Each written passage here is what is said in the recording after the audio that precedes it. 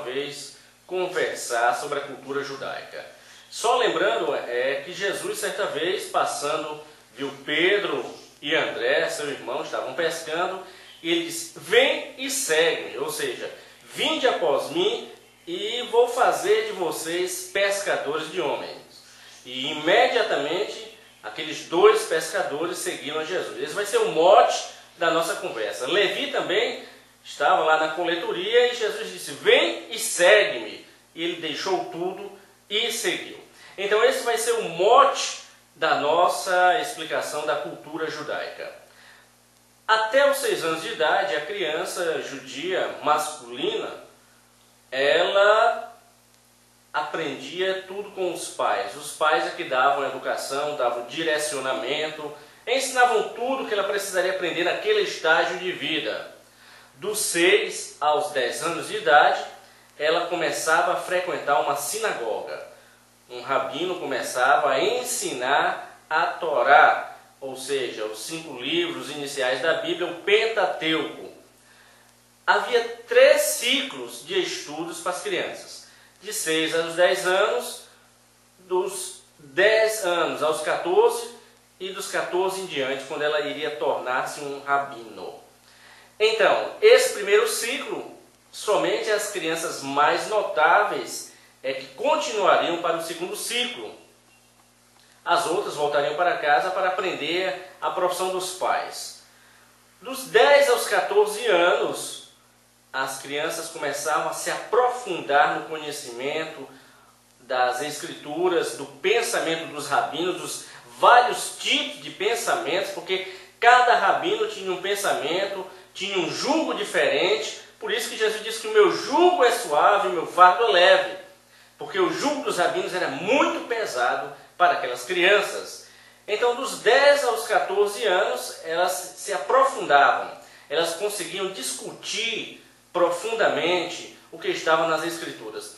E o que surpreendeu os homens naquela época foi que Jesus, com apenas 12 anos, não tinha terminado ainda o segundo ciclo, e ele estava falando melhor do que os rabinos. Por isso que eles ficaram abismados. Como é que essa criança ainda não terminou o segundo ciclo e está discutindo tudo isso que nós adultos nem sequer compreendemos?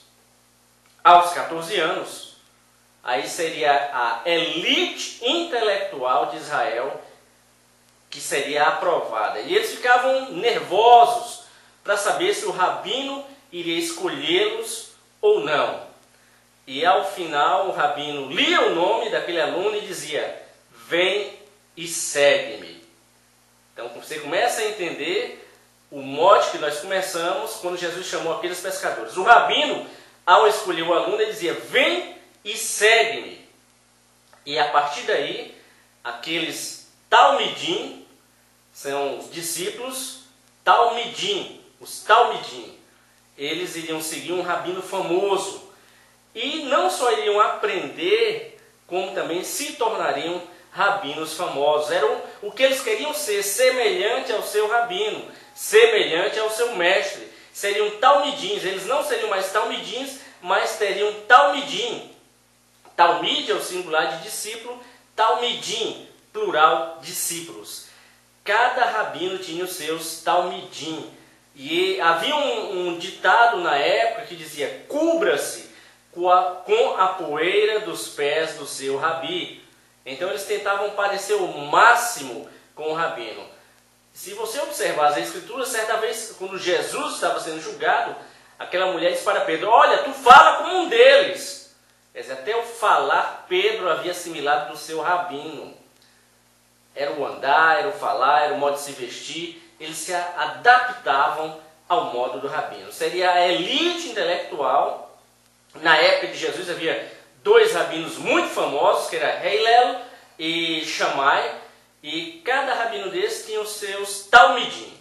Mas o que nós queremos levar nesta mensagem?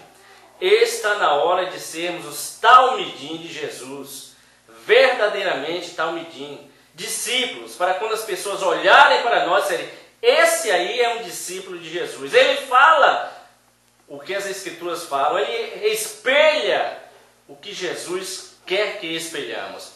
Precisamos urgentes ser talmidim, de Jesus, vivermos realmente o Evangelho, pregarmos e vivermos o que está escrito na palavra, amarmos verdadeiramente, porque quem de nós ousa dizer que somos verdadeiros discípulos de Jesus? Talmidim. Esse é o apelo desta mensagem.